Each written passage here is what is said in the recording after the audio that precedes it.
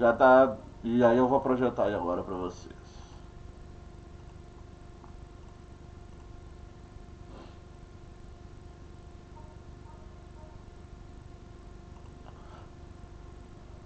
Apareceu aí? Sim. Então, beleza. Então, galera, nós vamos fazer essa correção hoje, né? Aí na aula, próxima aula nossa, que é quinta, né? Quinta-feira, nós faremos uma revisão geral daquilo que nós vimos aqui neste capítulo para preparar para a prova. Não sei ainda o dia da prova, né? Mas como vai ser uma semana de prova, nós não teremos aulas, teremos acho que só prova. Então vai ser mais de boas, tá? Então é o seguinte, eu vou fazer a correção corrida aqui, né? Ao longo do que for pintando dúvidas, vocês já vão aí fazer a intervenção de vocês para nós já encaixarmos alguma explicação, alguma tira dúvidas, ok?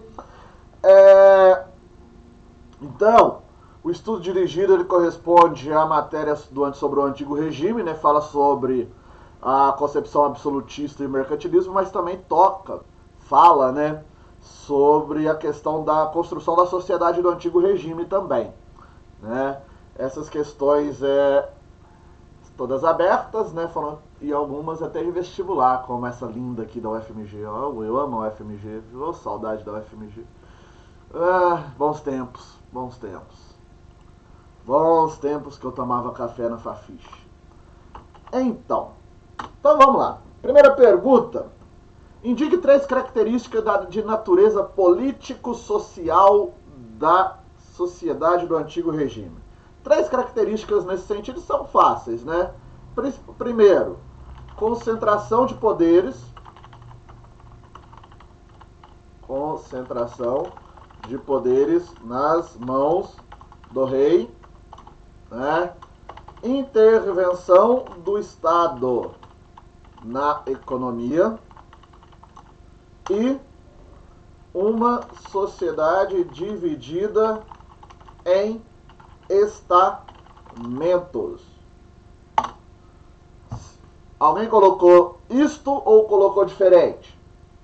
Eu mudei só essa parte dos estamentos que coloquei intolerância religiosa. Intolerância religiosa. Alguém mais? Tá certo, Gabriel. É isso mesmo, eu também coloquei que o rei que decidia quem eram os governadores. Isso, concentração de poderes nas mãos dos reis. Então você tinha aí, né, um sistema político no qual o rei era o controlador absoluto de todo o Estado. Você tinha um Estado que vai fazer um processo de intervenção sobre a economia, um controle da economia, né, através do mercantilismo, e você vai ter uma sociedade dividida em estamentos. Primeiro estado, o clero. Segundo estado, a nobreza. Terceiro estado, o resto, né? Camponeses, burgueses e etc. Deixa eu ver quem está querendo entrar aqui. Jordânia. Pronto. Então, caracteriza básica, né, desse processo, desse regime aí. Aí você poderia colocar, né, sistema de cobranças de imposto, você poderia colocar a existência de um exército permanente, a criação de cargos burocráticos, né? Então você tem um amplo leque de elementos para caracterizar o antigo regime, tá? Dentro do cenário da França e também dentro do cenário europeu, mais especificamente mais amplo, as características dos regimes absolutistas, no que tange a política, é praticamente similar entre os países europeus desse período. Tranquilo? Dúvidas? Não, por enquanto não. Então, beleza. Então, 2.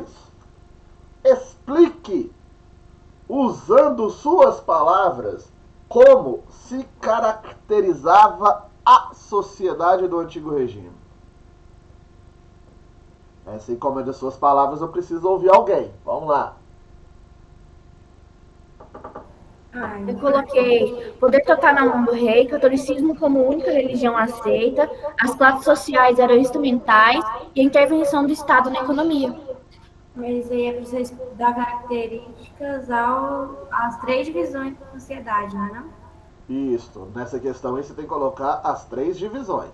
Eu Só as coloquei, 3 divisões, Gabriel. eu coloquei o clero dividido em alto clero, ou seja, nobreza, e o baixo clero, pequenas hierarquias da igreja. O Isso segundo aí. estado era formado pela nobreza, ricos e que tinha alguns poderes de influência. O terceiro estado eram os camponeses e burgueses, que eram a mão de obra da sociedade. Eles trabalhavam nos comércios e campos. Isso. Só faltou uma coisa aí. Hum. A pouca possibilidade de mobilidade social.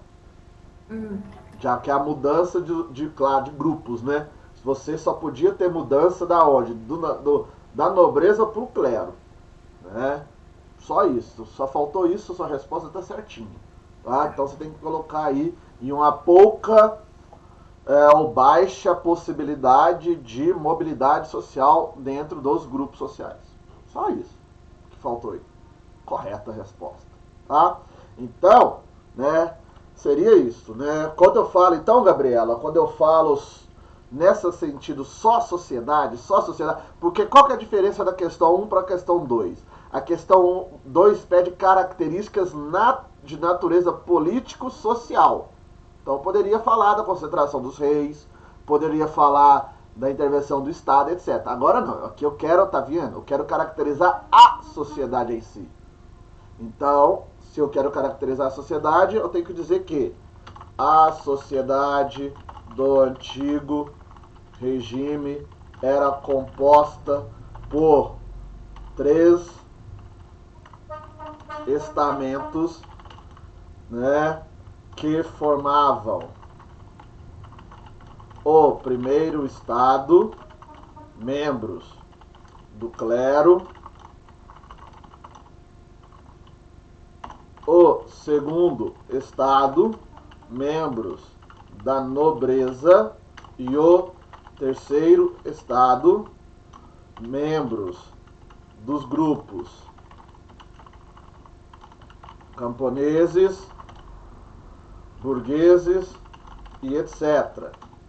Sendo que nesta sociedade havia uma pequena possibilidade de mobilidade social, sendo apenas do segundo estado para o primeiro. Certo, gente?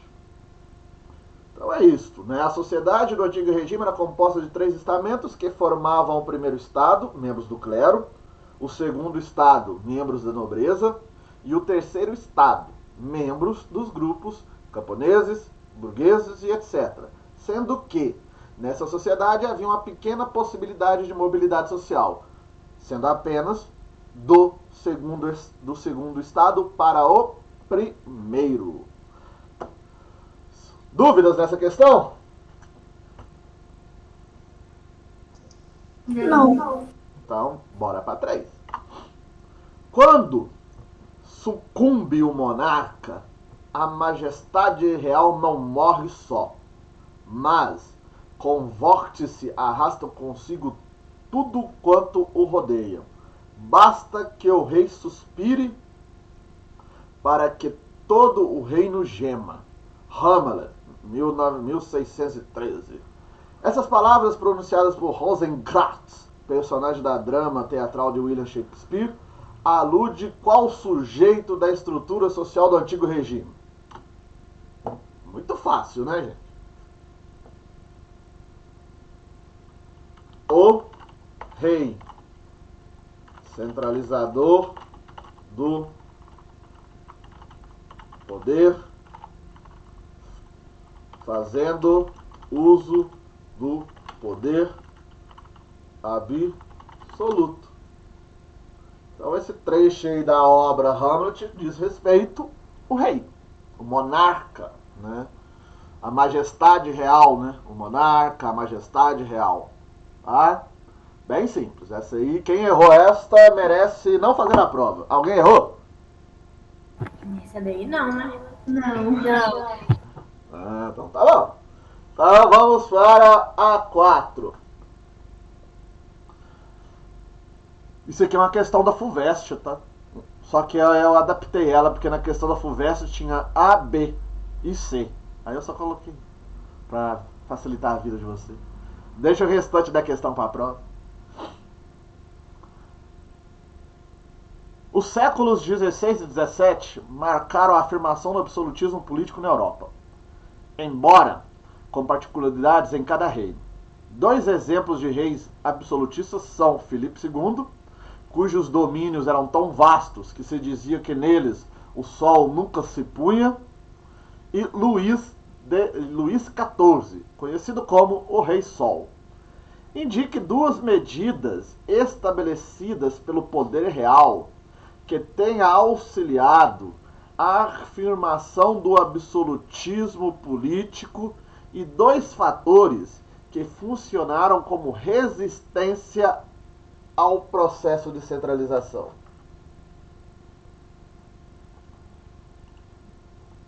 Então vamos lá. Primeiro, 2 medidas, tá? Para garantir o poder absolutista.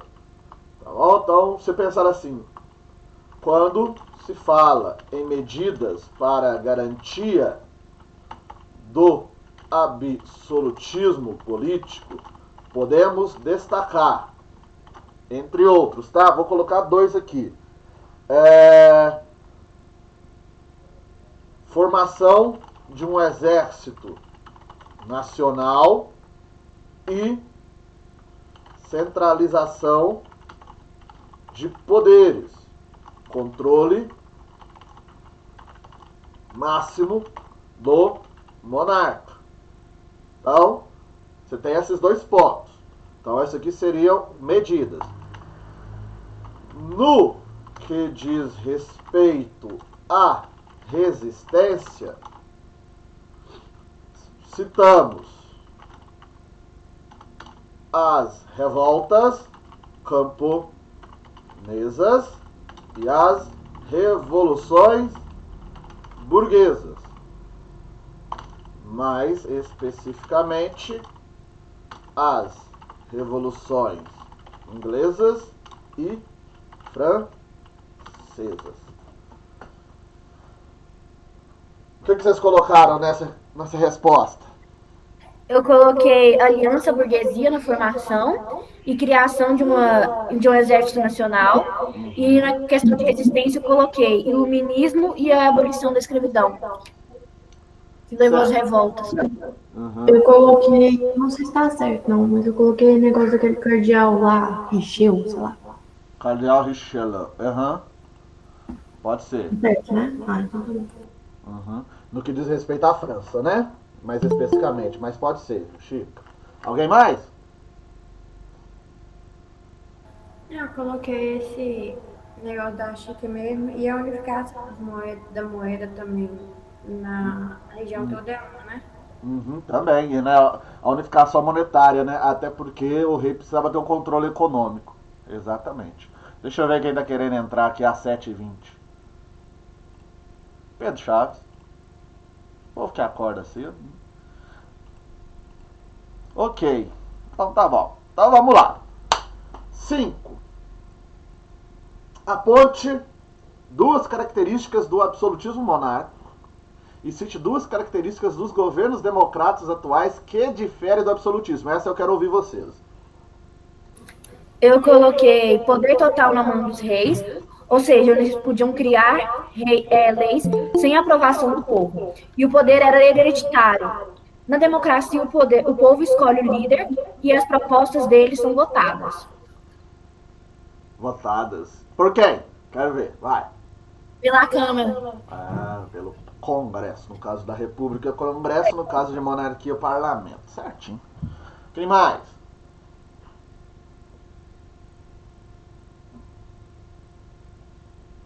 Alguém? Mais? Tem interesse? Então seria assim, né? Aponte 2 características do absolutismo monárquico. Nós já falamos várias aqui, né? Mas vamos lá. Vamos colocar mais duas aqui de novo. Concentração de poderes e perseguição aos opositores. Porque o rei não aceitava ninguém contestando ele. Você lembra quando eu falei da questão da França? Até citei um filme com Leonardo DiCaprio, né, que o rei mandava lá os seus opositores para o topo do castelo e tacava na cara dele uma máscara de ferro. Então ele não aceita, né, opositores, pessoas que os questionam. Já na democracia moderna, né, os poderes são divididos, né? Nós temos uma divisão de poderes, não temos? E quando nós dividimos os poderes, são divididos em quantos poderes e quais são esses poderes? 3 poderes. 3 poderes. E quais são eles? Legislativo, judiciário e executivo. Exatamente. Legislativo, executivo e judiciário. Então, não tem concentração de poderes. Numa democracia, quando tem concentração de poderes ou ataque a outros poderes, nós temos o quê? Uma ditadura. Tá? Então, já na democracia moderna, os poderes são divididos e há liberdade política e de ideias. Ou seja, eu posso questionar, me colocar de forma contrária, estabelecer minhas ideias diferente de quem esteja no poder. A democracia me garante isso, né? Então é totalmente diferente. Se lá no absolutismo eu tinha um cara que concentrava todos os poderes, a democracia eu não tenho, porque os poderes são divididos, né? O Montesquieu que nos deu de presente essa ideia de divisão de poderes para impedir do que? A formação de reis absolutistas, né? E lá no absolutismo você tinha uma perseguição aos opositores. Na democracia você tem a liberdade política e de ideias. Tá bom? Então você tem que aceitar os contrários. Então isso é a diferença básica, ok?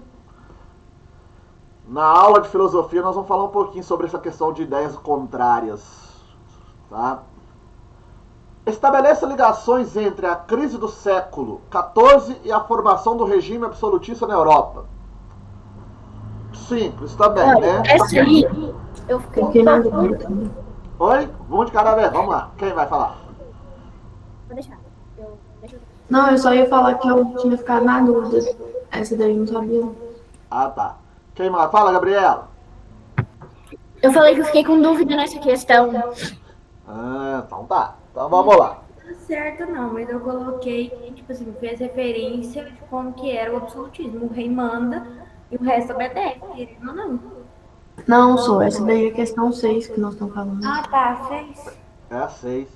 É que você tava com uma setinha ali em cima, achei que você tinha dado. Não, é a 6. De... Então, nessa questão 6 é o seguinte. Primeiro, né, a resposta quer que você faça, né, uma ligação entre a crise do século XIV e a formação desse antigo regime. E o que foi a crise do século XIV? A crise do feudalismo. Então, né, com esta crise, houve o enfraquecimento, tá, dos poderes dos senhores feudais, tá, e o abalo do sistema econômico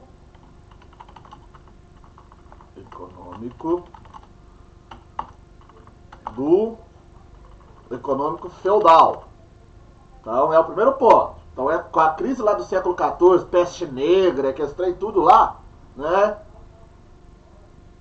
Houve o enfraquecimento dos poderes dos senhores feudais. Então aqueles senhores feudais que eram todos poderosos, etc e tal, eles perdem poder. E esta crise abala o sistema econômico feudal, tá? Desta forma, para superar a crise do feudalismo, deixa eu tirar esse desenho daqui, tá me atrapalhando. Se idealizou um novo formato de governo para garantir a recuperação política e econômica da Europa, surgindo assim o regime absolutista. É isso aí, gente. Alguém colocou diferente? Que é isso? Eu coloquei bem resumido, mas eu acho que tá faltando coisa. Então eu vou mudar. Ah, tá. Quem mais?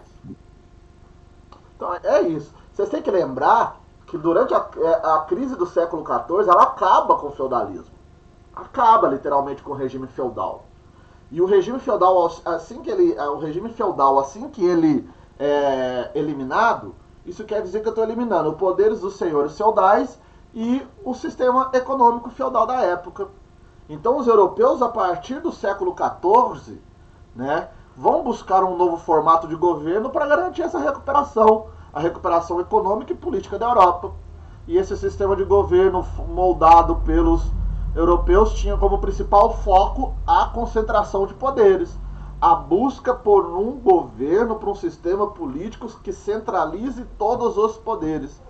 Nasceu aí o regime absolutista. Esta é a ligação, tá? Então o regime absolutista, ele é fruto da crise do século XIV, porque ele surgiu como uma forma de buscar um processo de recuperação política da Europa neste período.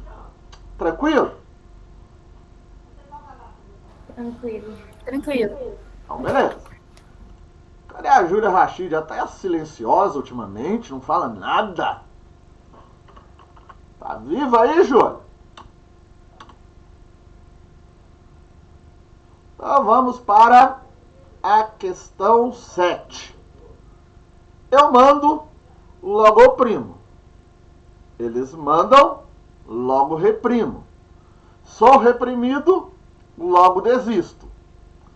Identifique dois aspectos da sociedade do antigo regime que possam ser relacionados às críticas sugeridas nos quadrinhos.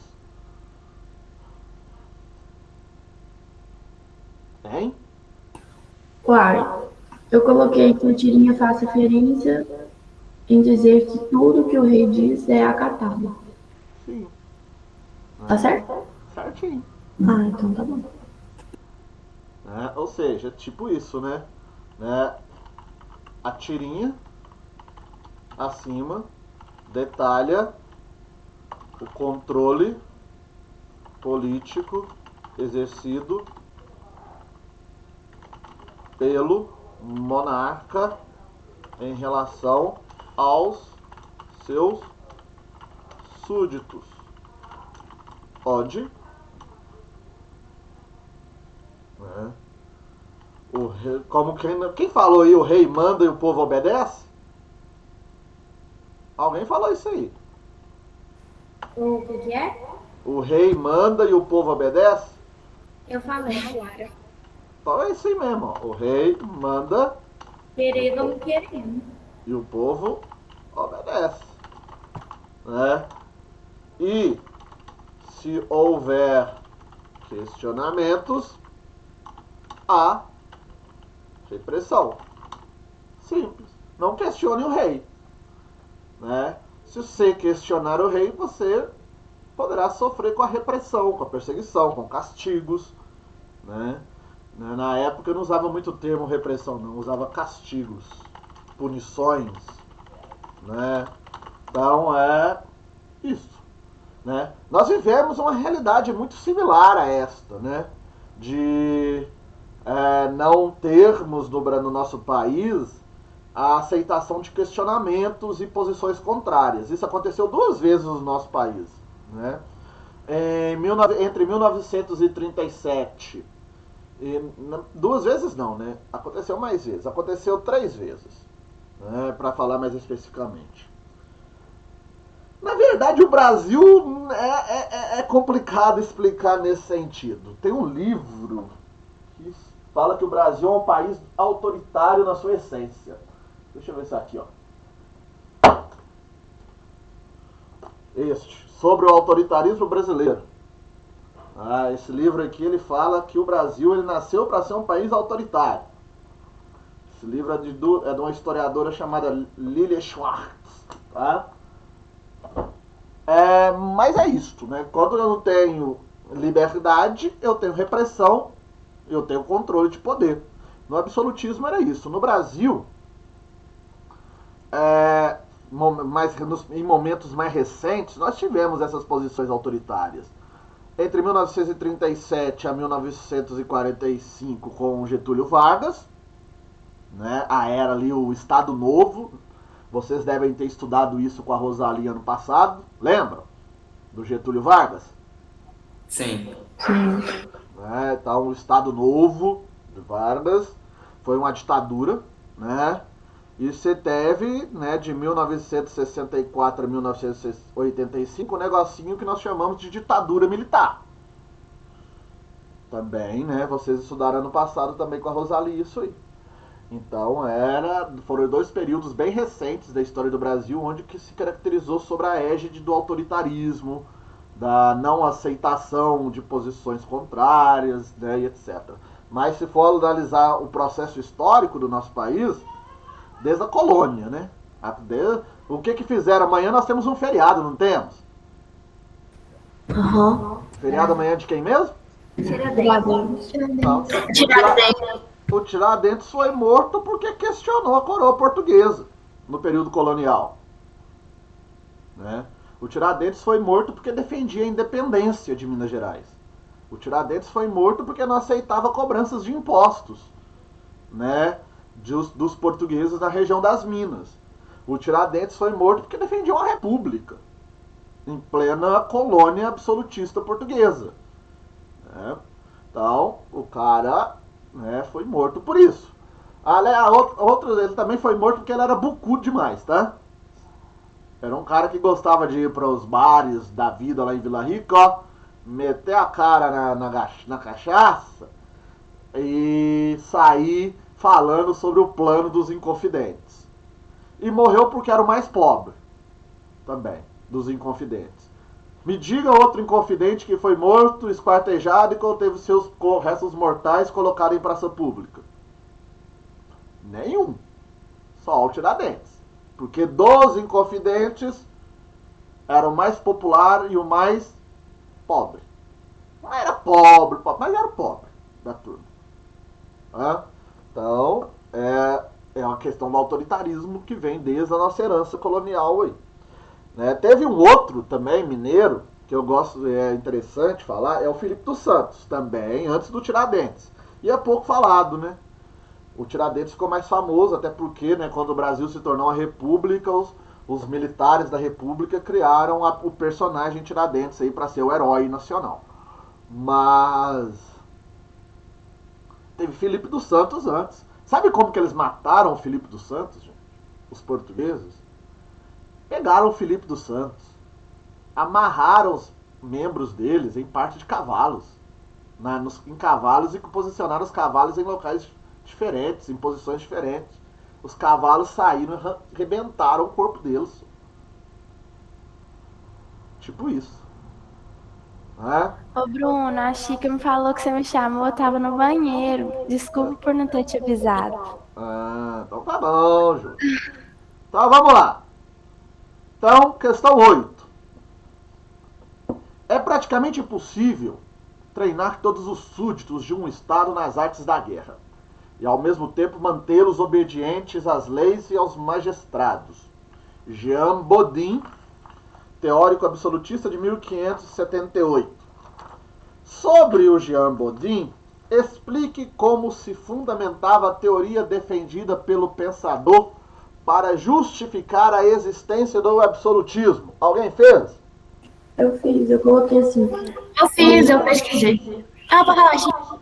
Eu coloquei que o Jean Bodin explica o porquê dos reis absolutistas não formarem um exército e sim contratar exércitos estrangeiros, porque armar a população camponesa faz com que surja um risco de uma revolta, porque uma população armada ela pode se revoltar contra o Estado.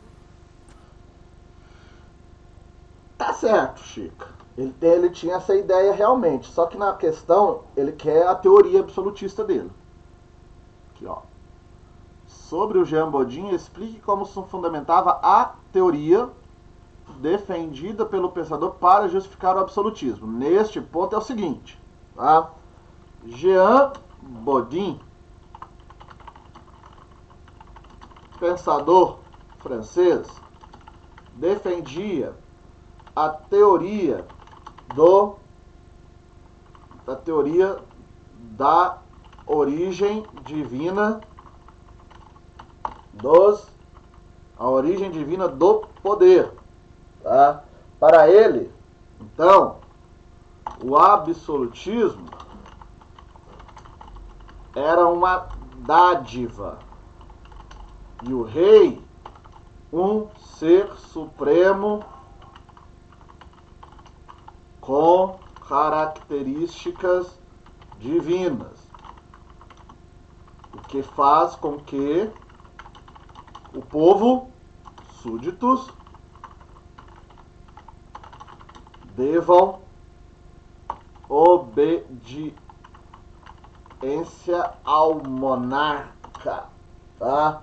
Ou seja, jamais poderiam se rebelar contra o rei. Então essa é a ideia da teoria, tá? Então Jean Bodin é um daqueles teóricos absolutistas voltados para os princípios religiosos. Então ele defende essa ideia, né, de que o monarca ele é um ser supremo porque o poder dele é um poder de origem divina, tá? O absolutismo é um poder divino, e o rei exerce o poder divino sobre o ambiente de dádiva, né, com características divinas, o que faz com que os súditos obedecessem o monarca e jamais se rebelariam contra esse rei, porque se rebelar contra o rei é se rebelar contra Deus. Certo, Chico? Certo, eu viajei então, né, nessa questão. Não, mas não está errado não, ele defendia essa ideia de que, porque ele fala, na própria citação ele fala, né, é impossível treinar todos os súditos de um estado na arte da guerra, né, então tem uma lógica aí, mas no caso aqui eu queria a teoria, ok? Então, questão 9, é outro teórico aí, né? Principalmente a partir do século XVI, vários autores passaram a defender teorias, justificando o poder real. São os legistas, que através das doutrinas leigas ou religiosas, tentaram legalizar o absolutismo. Um deles é Maquiavel. Afirma que a obrigação suprema do governante é manter o poder e a segurança do país que governa. Para isso deve usar todos os meios disponíveis, pois que os fins justificam os meios. Cite o nome da obra referência de Maquiavel sobre o absolutismo e o que significa a frase os fins justificam os meios no contexto do pensamento maquiavélico. Vamos lá. Primeiro Posso ponto. falar? Pode. Eu coloquei que a obra é O Príncipe, porque eu pesquisei. A frase diz que qualquer meio utilizado pelo governante para o seu país é justificado pelo seu dever com ele. Isto, né? Ou seja, qualquer ação, o príncipe, e no que diz respeito à frase, quer dizer que qualquer ação tomada pelo rei, tá, é aceita a partir do momento que estas ações, tá, são para garantir a manutenção do poder, tá, e a segurança do território. Ele fala isso aqui, ó. Qual que é a obrigação do rei?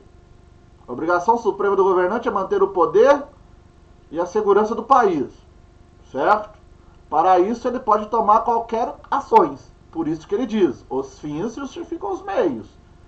Se é para garantir a manutenção do poder eu ter que matar alguém, eu vou matar alguém. No absolutismo, tá, gente? Se é para eu garantir, se é para garantir a segurança do meu território, eu tenho que entrar em guerra, eu vou entrar em guerra. Então essa é a lógica do Maquiavel, tá? E a obra referência ao Príncipe. Maquiavel tá lá na página 83 de vocês.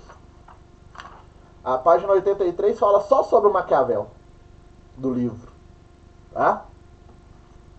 Dúvidas? Ou podemos seguir? Pode continuar. Então vamos lá. Questão 10. No processo da formação dos Estados Nacionais da França e da Inglaterra, podem ser identificados quais fundamentos que levaram à formação desta estrutura de governo. Tá? Em ambos países, tá, o absolutismo se consolida após a Guerra dos 100 Anos e foi idealizado por monarcas, tá, que assumiram o poder ao longo deste período pós-guerra. Só isso. É isso aí. O poder absolutista desses dois países surgiu como? Surgiu após a Guerra dos 100 Anos. E a partir daí foi se idealizando um processo de concentração de poderes. Ou seja, o pós-guerra é o período de formar ali um poder centralizado nessas duas nações. Ok? Alguém colocou diferente? Ok, eu só vou completar aqui, mas foi dentro disso. Beleza. Questão 11, da linda, maravilhosa, amada Universidade Federal de Minas Gerais. Quero ver vocês, todo mundo lá daqui a alguns anos. Leia este trecho. Esse fluxo de prata é despejado em um país protecionista, barricado de alfândegas. Não sai ou entra em Espanha sem o consentimento de um governo desconfiado, tenaz em vigiar as entradas e saídas dos metais preciosos. Em princípio, a nobre fortuna americana vem, portanto, termina num vaso fechado, mas o fecho não é perfeito. Ou dizia-se tão comumente que os reinos de Espanha são as Índias dos outros reinos estrangeiros. Fernand Brandel, é um pensador francês, um historiador francês, tá? Identifique a prática econômica que se faz referência nesse texto. Qual que é a prática econômica aqui? Mercantilismo. O objetivo é o aumento do poder e do tesouro do Estado. Mercantilismo? Prática. O mercantilismo é um sistema. A prática. Olha isso aqui. Eu coloquei mercantilismo também. Metais. Olha aqui, ó. Vai ser, nessa parte, vai ser o metalismo, que é negócio do mercantilismo. Isto. É o metalismo e o objetivo é o acúmulo de metais preciosos pelos reinos. Ah, então é um metalismo. Eu achei que essa questão 11 estava perguntando de forma geral e a 12 era para especificar qual que era, tipo, o negócio. Tá? Então aqui. Aí, explique como se caracterizava o mercantilismo. Isso dá a 12. Caracterizava o mercantilismo na Espanha e Portugal. Como se caracterizava o mercantilismo na Espanha e Portugal? Tá lá na página 89. O metalismo consiste em acumular ouro e prata de suas colônias na América. Consistia o mercantilismo, né, de Portugal e Espanha consistia, né, em acumular ouro e prata, certo? E qual a ligação deste modelo econômico com o processo de colonização? Que eles tiraram o ouro e prata da América, das suas Que a colônias. exploração de metais preciosos eram nas regiões coloniais desses países na América, o que intensificou o processo de colonização destas áreas. Isto aí. O mercantilismo de Portugal e Espanha consistia em acumular ouro e prata, que a exploração de metais preciosos era nas regiões coloniais desses países na América, o que intensificou o processo de colonização nessas áreas. Simples. Dúvidas? Não. Posso dar uma prova amanhã? Uai, eu faço o resto da tarde hoje estudando. Então vou parar a projeção aqui e a gravação. Tá? Então, projeção parou. Gravação parou também.